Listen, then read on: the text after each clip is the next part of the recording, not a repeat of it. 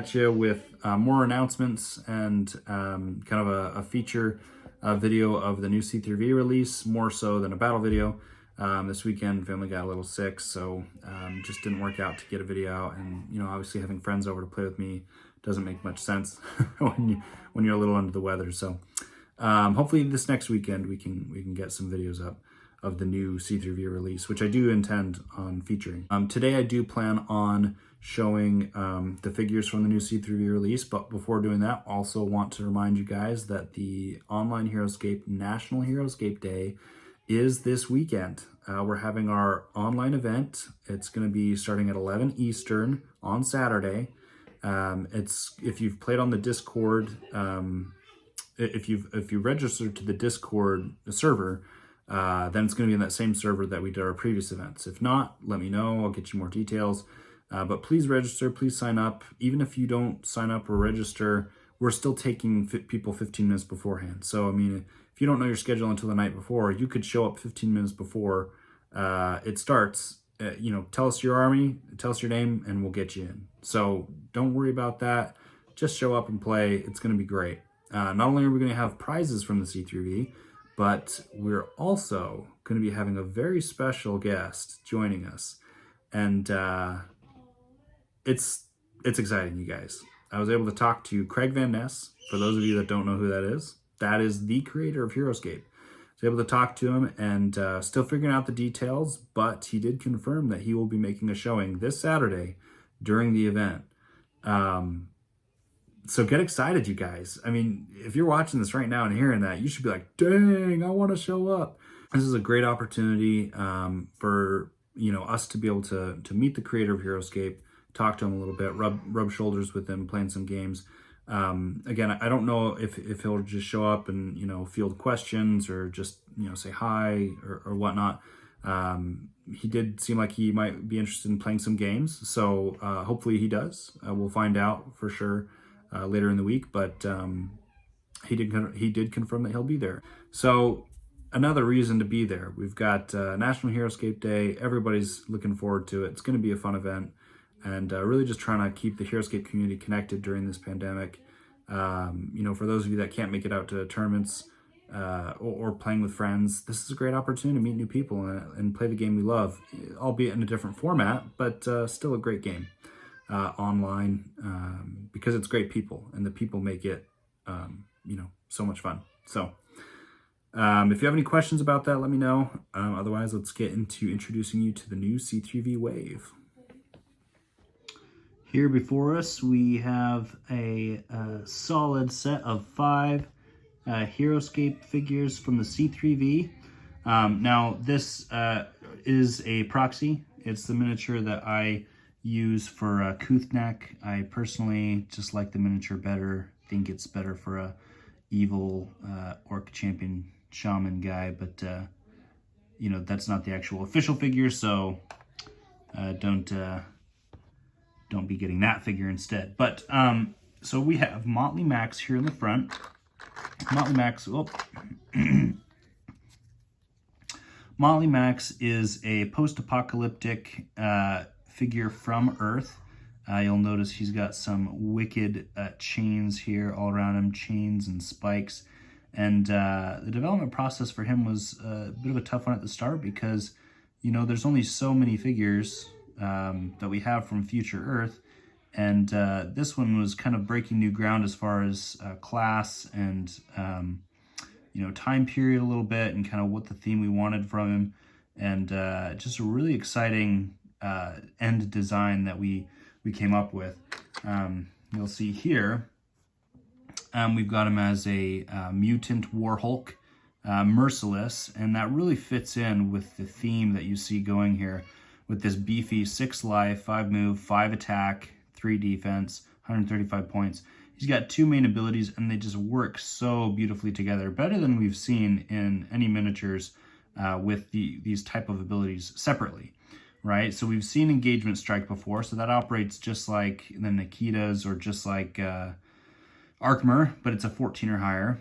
And then Dread Chain Grab 6 operates exactly like the Drow Chain Fighter, except that with with Motley, he's able to target up to 2 figures, and he only has to roll on a 6 or higher. So, I mean, makes a ton of sense considering the fact that this guy has technically 6 different chains. So he's swinging these things around, grappling people in at least 2 figures and pulling them into his spikes, right? I mean, that's just such a crazy cool visual when you think about the design there. And so we were really proud of how that one came out, as him running up, chain grabbing people, up to 2 figures into his engagements, then engagement striking them, and then still getting a normal attack on top of that. So lots of fun. No current synergies because he is a new class and species, or I guess the class Warhol does exist, but new species. So nothing yet. We'll see if we do flesh out his faction, I guess you could say, post-apocalyptic. All right, moving on. Let's just go to Cthulhu Knack. Again, this miniature is just a proxy, same type of look as this Orc Champion Shaman guy. So I'll just put him there. But just super fun, super fun design here. I love the simplicity. 4 life, 5 move, 2 attack, 3 defense. Nothing really special in the stats, right? But the ability is just so awesome. Incantation of Boiling Blood. Before moving normally with a common orc squad you control, you may choose a figure in that squad within 4 clear sight spaces of Cthulhu Knack. For the rest of the turn, the chosen figure adds 3 to its move and 1 to its attack, and may attack any or all figures adjacent to it this turn with its normal attack. Roll each attack separately. After that turn, destroy the chosen figure. So if that is awesome, or if that's not awesome, I don't know what is. I mean, I love the simplicity of the card, 1 power card, but the gameplay implications are insane, right? He's a Orc Champion, so he can bond with the Blade Gruts, he can bond with the Heavy Gruts. And because this states that any Orc squad you control, common squad, that could also be the Death Chasers. So even though he doesn't bond with the Death Chasers, he could act kind of like an attacking Raylan would, right? You move him out in front of the Death Chasers so that he can keep some Death Chasers within 4 spaces, and then once every turn, you basically incantation one of the orcs into a boiling frenzy, and he gets +3 to his move, 1 to his attack, and can attack all adjacent figures. So for, a Death Chaser who has 5 move, that turns into 8 move, and his attack, a Death Chaser attack is 4, that turns into a 5 attack, and attacking all adjacent. And the price, of course, is that you destroy the figure at the end of that turn. But if you set it up correctly, that has some devastating potential and is incredibly fun to play with. One of my favorite designs, because of all the different things that you can do with it, with both the Blade Gruts, making them a little stronger, or the Heavy Gruts as well. So really fun design there. Okay, Cal, the Smuggler. Really fun design here with the theme. All of these were just super thematic, but he was one of my personal favorites on the design team that I was a part of. Everything about him just kind of spoke, outlaw, right? Smuggler type of guy. And so it really just kind of stuck once we hit that theme. And it all kind of made sense once we started drawing it together. For example, you've got your Reckless, right? You've got Outlaw, all kind of fits the theme of a smuggler. Quick Draw 11, that kind of goes back to the kind of the theme of Outlaws, is that they kind of have that ability, or Quick Draw. I'm not sure. I don't think all of them do. I think Josie doesn't. Yeah, Josie does not have it, but other than her, I think everyone else does. Anyway, the stats kind of fit in line with a lot of the cowboys we've seen, except that he's an outlaw, so 3 attack kind of matches what we've seen from Garrett Burns. Phase teleport device is what makes him so fun and unique. At the beginning of each round, before placing order markers, if Cal the Smuggler has not been destroyed, you must roll the 20-sided die for Cal's phase teleport device. If you roll run 1 through 4, remove Cal from the battlefield. If you roll 5 through 10, nothing happens. If you roll 11 through 20, you may place Cal on any empty space on the battlefield that is not adjacent to an enemy figure. If Cal is engaged when he uses phase teleport device, he will not take any living engagements. Super fun design. Really, really interesting, because you have to roll for it if he's on the battlefield. Every time you have to roll for it. So half the time, 11 through 20, you're going to be able to blip him around the board left and right, you know, and it makes sense that, you know, a space outlaw smuggler guy would have acquired some sort of, you know, phase teleport device. But it also makes sense that, you know, it might not necessarily be top of the line. It might be a janky device that has been overused, or maybe he picked it up or stole it from someone anyway, and it wasn't working, because, you know, a fourth of the time he's going to be removed from the battlefield, which technically, if he's your last figure, he will lose you the game.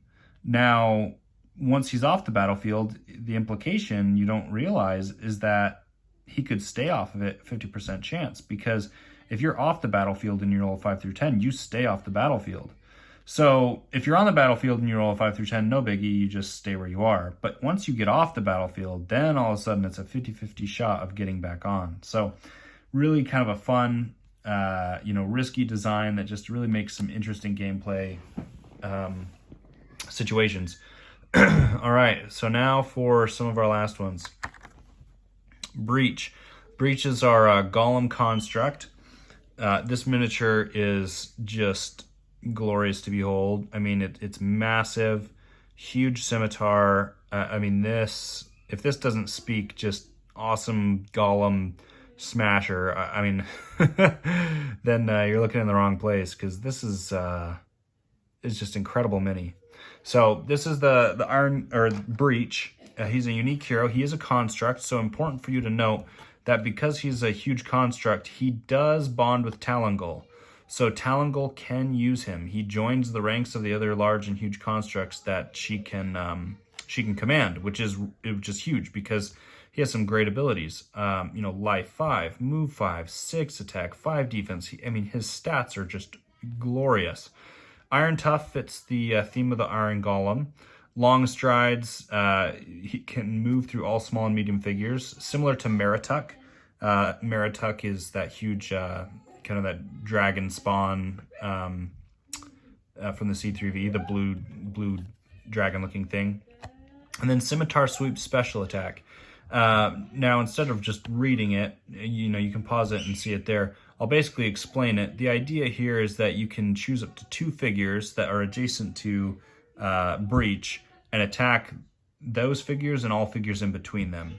So that's how it works. There's some corner cases which caused us to word it the way it is. It is worded a little bit differently than you might have seen it from a special attack, but it works really well, and it's a great special ability that allows you to target multiple figures when he gets surrounded by squads. So, and then, you know, beast stick when he hits the heroes. So really cool. All the bios for these guys, I think, are out. I don't know if we've released them yet, but the bios are really fun to read as well once those get in their books. So I encourage you to go and see those. The last one, Corvor the Tainted One, we've got an incredible demon coming to the ranks of the Acolytes. This mini is so cool. I mean, just look at this thing. It's just scary, grotesque, bizarre, and yet just so epic. I mean, the Acolytes summoning this demon is just crazy, right? Right now they have Morgoloth and the Skull Demons, which are, you know, cool enough, but then they've got this grotesque thing to join their ranks. 7 life, 4 move, 5 attack, 2 defense. Now those stats in and of themselves don't really speak very scary, to be completely honest, right? I mean, you're like, oh, 2 defense, yeah, okay, 7 life, you know, sure, he'll go down pretty quick with that 2 defense. 5 attack's great, but he's slow. Well, we've got some stuff to to help out. Flying obviously makes 4 move a lot more significant. Avatar of Corruption and Dreadful Presence are huge gameplay impacts when you look at how these stats work out. So figures attacking Corvor the Tainted One with a normal attack subtract 1 from their attack dice. Now that doesn't sound terribly crazy, but the game implications are incredible. For example, there's a lot of figures out there that have 3 attack, or there's a lot of figures out there that have 2 attack. And that's kind of you know, some of the swarmier squads, so like Goblin Cutters, you know, even 4th Massachusetts Line, they have 2 attack, but they have abilities to increase that, right, or increase their effectiveness. But now they're rolling -1. So, like, for example, if you're going against 4th Mass, all of a sudden their base attack is 1. Now, if they wait then fire, it's 2. And if they get on height, it's 3. So it's still good, but it's not 4 and it's not 3. So if they have to move and they're on the same level, they're attacking Corver with 1 dice. And he's got 2 defense. And then if he's on height, he's got 3. So, hey, that's actually not that bad, and 7 life to boot. So the game implications of that -1 attack for all normal attacks is huge. I mean, like the Goblin Cutters, right? They are strong when they can swarm and cause you to subtract your defense. Well, if they only roll 1 attack dice, it's not going to be that good. You're not going to be able to do too much. The other thing here is the Avatar of Corruption. Not only do you have to deal with getting attacked or lowering your attack when you're attacking him, but before moving, you must roll the 20-sided die for all figures within 2 clear sight spaces of Corver, the Tainted one at a time. If you roll 15 or higher, that figure receives a wound, and demons are not affected. So on top of coming in and trying to take him out with whatever units you have at a -1 attack, you also have to deal with the fact that everyone within 2 spaces, not adjacent, but everyone within 2 spaces can get instant killed if they're a squad figure or wounded if they're a hero. And that is terrifying when you have to deal with also being attacked with 5, having to get through 7 life, only 2 defense, but having to deal with less attack. This, you know, terrifying champion of a demon is just so fun to play with. And you really just get to see some boss stuff with him. I mean, that's why he's 175 points. You know, at first glance, you're like, oh man, that's a steep price. Well, you get in some acolytes to bond with this guy, and you know, he's doing all right. So that's really I've got for you guys today. Again, apologies for this weekend not being able to get a video up. We all kind of got sick and it just didn't work out, but hopefully you enjoyed being able to see those new figures that just got released this last weekend. And want to again give a shout out for this weekend. We've got our online Heroscape National Heroscape Day event starting at 11 Eastern. It's going to be awesome. You know, we should have a lot of people, should have, we have prizes. And as announced, we're going to have Craig Van Ness, the creator of Heroscape, you guys, there. He's going to be participating in the online community this weekend at the National Heroscape Day event. So honestly, sign up. I mean, I don't know if, I'm still getting the details from him, so I don't know if he'll field questions or whatnot, but even if we don't really have a Q&A and he just shows up and plays some games with us, rubs shoulders with the Heroscape community, it's a great opportunity. So I really encourage you to come out and play. And yeah, we'll see you guys next time.